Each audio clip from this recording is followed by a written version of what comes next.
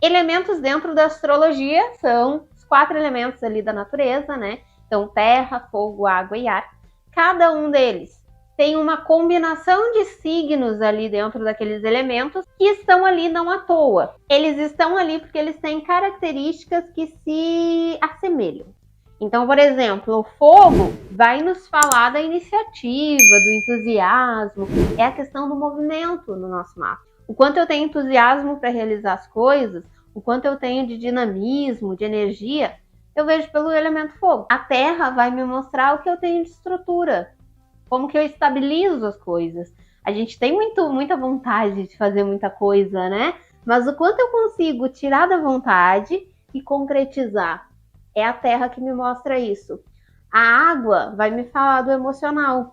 Então, o meu emocional, às vezes eu posso ter uma vontade muito grande de fazer uma coisa, eu posso ter todo o planejamento, a estratégia para realizar, e o meu emocional me trazer inseguranças, me trazer medos que acabam me segurando.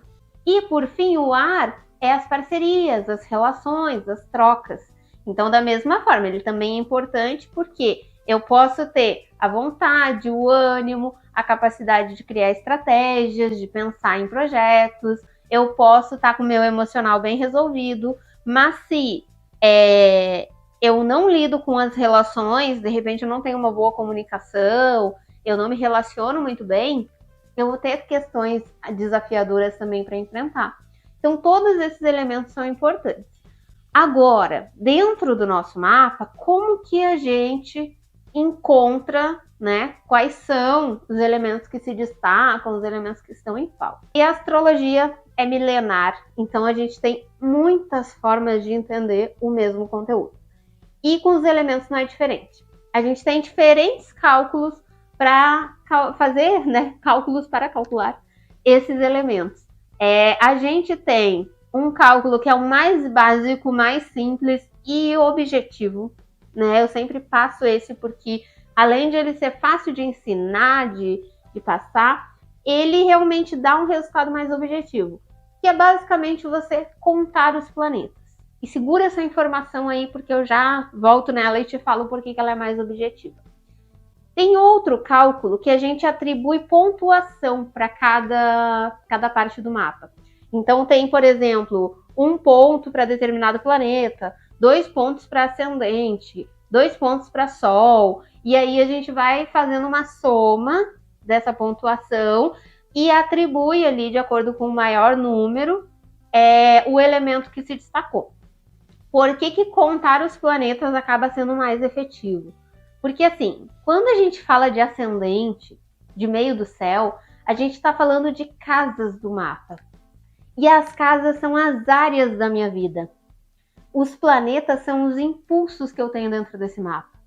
Os planetas são as minhas atitudes, as minhas ações.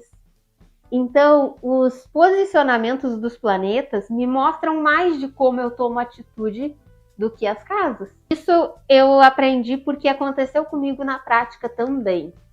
Eu tenho falta de elemento fogo no meu mapa.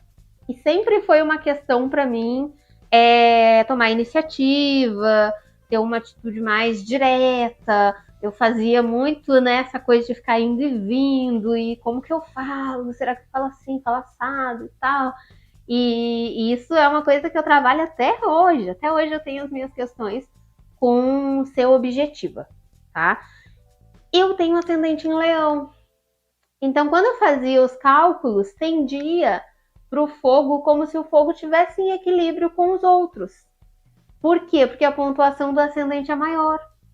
Mas dentro do meu mapa, eu não tenho planetas ali que me mostrem essa pontuação. Então, de fato, me mostrava uma pontuação nesse cálculo como se eu tivesse esse fogo ali, tanto quanto os outros, mas eu sentia que, gente, tem um desafio maior aqui para eu lidar. Tem uma questão aqui com essa relação de iniciativa, de assertividade, que eu precisei trabalhar um pouquinho mais que os outros. E aí eu comecei a perceber, e aí eu fui fazendo testes em outros mapas, em outras análises, e percebi que, de fato, os planetas são muito mais assertivos. Então, a boa notícia é, Basicamente, o que você precisa fazer é pegar seu mapa e contar quantos planetas você tem em cada elemento, tá? E isso é importante também, ó, detalhe importante aqui, planetas, gente. Não conta Nó do Norte, não conta Quiron, não conta nenhum outro asteroide que você inclua aí nesse mapa, ou outro cálculo, outro ponto, Lilith, né? Porque estamos falando de planetas. Lembrem que é os planetas que me mostram ação. E é isso que eu preciso entender para saber qual elemento a gente tem em destaque. Como que eu sei se tem um excesso ou uma falta? Basicamente, você vai comparar com os outros elementos. Então, se eu tenho 2 planetas em fogo, 2 em ar, 3 em terra e 3 em fogo, ar, terra e 3 em água, tá mais ou menos igual esses números. Não tem nada aparecendo muito mais e também não tem nenhum ali que esteja muito menos que os outros. Então a gente tem um relativo equilíbrio aqui. Da mesma forma, se eu fizer esse cálculo e observar que eu tenho 4 planetas em ar, 1 em fogo, 2 em terra, 3 em água. Poxa, o ar está se destacando, são 4 em ar. Tem mapas que às vezes a pessoa tem 6 planetas em ar e os demais, né, tudo pouquinho. Às vezes não tem nenhum planeta em fogo, nenhum planeta em água. Aí a gente vê que tem uma falta. Se um elemento estiver muito menor que os outros, a gente está entendendo que tem uma falta desse elemento. Se um elemento estiver com muito mais planetas que os demais, aí a gente tem um excesso desse elemento.